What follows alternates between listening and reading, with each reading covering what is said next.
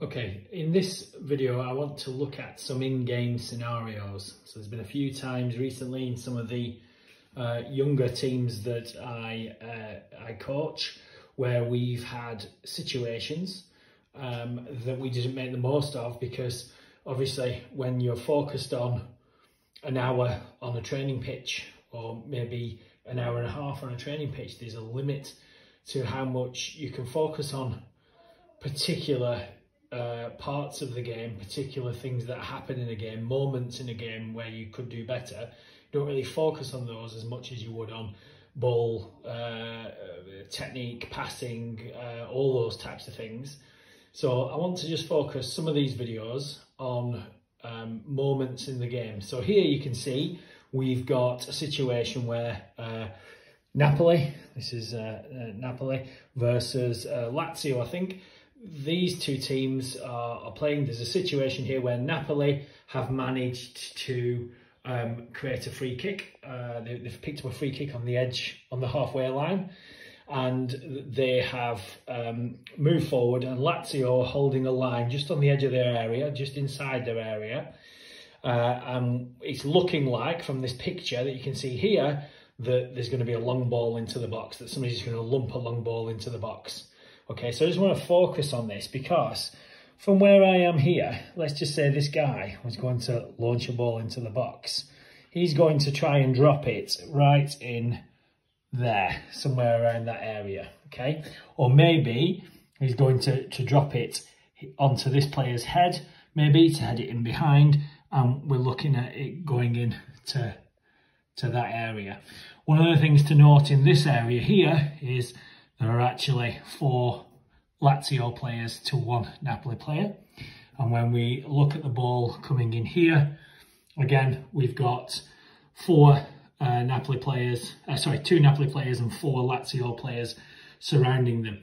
Also, if you play with quite small attackers, so tiny front men, compared to the defenders that they're up against, is this man going to win this header to knock it in here? Are those players in here going to be able to hold the ball up long enough to get a shot off, or is this defender going to come cover and put the tackle in? So these are all considerations. So that's going direct from this position here. That's a direct ball into the box from this position here. But straight away, there's something we can do that will change how competitive we can be in this area here, which is the key area. That's the area we want to be aiming to get the ball into to cause some confusion in the box. There's something we can do here, okay? So if we look down this line, all that space down that line there, so let's just put that ball down there, all that space there, all right, it's gone too far, but over this side, that's really, if I got the ball out there and I was putting a cross in, let's come around here and let's look at where that cross is going.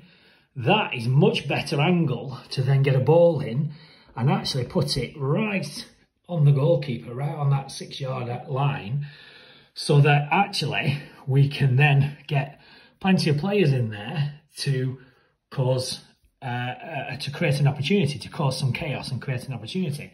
So how do we do that from this position though? Because one of the things we get a lot certainly in the younger children's game is they just want to kick it. They argue over who's going to take the free kick, and they're just going to launch it in because that's what they like to do. They like to hit the ball. They like to pass. They like to well, not pass as such, but some of them want to keep the ball for too long. These are all the things, the traits of a younger player. But in this instance, they'd love nothing more than just to launch that ball 40 yards into the box. But we have to be a bit cleverer than that. So in this scenario, it's too far away, basically. I'm saying that unless you have a very talented 9, 10, 11, 13-year-old, whatever, you're not going to reach the areas that you need to reach. And even if you do reach those areas, it won't be accurate enough for us to make anything from it. So much easier is for this free kick taker to ask this man on the outside to actually make that run in here to the edge of the 30-yard line, to try and actually get that pass back in from the free kick taker here, to get that pass here, to then be able to change the angle of where that cross is going into. And then because we've changed that angle, he can then actually put it in back post, he can put it in front post, he can actually maybe play a little 1-2 and then come back in to create a scoring opportunity. There are lots more areas that you can put a ball into from an angle, from a diagonal angle on the outside on the wings, than there is from a straightforward lump it up the pitch from the centre spot, or from the centre line. So again, just by doing one thing, and that's changing the angle of that free kick, we can create much more confusion, so many more opportunities, and put it into a much better area without having to send the ball 40 or 50 yards, with a player who might not be able to do that, but could actually put a really good cross in from 20 yards. So it's just perceptions and changing the way a child looks at that free kick opportunity compared to what an older player would do in that situation.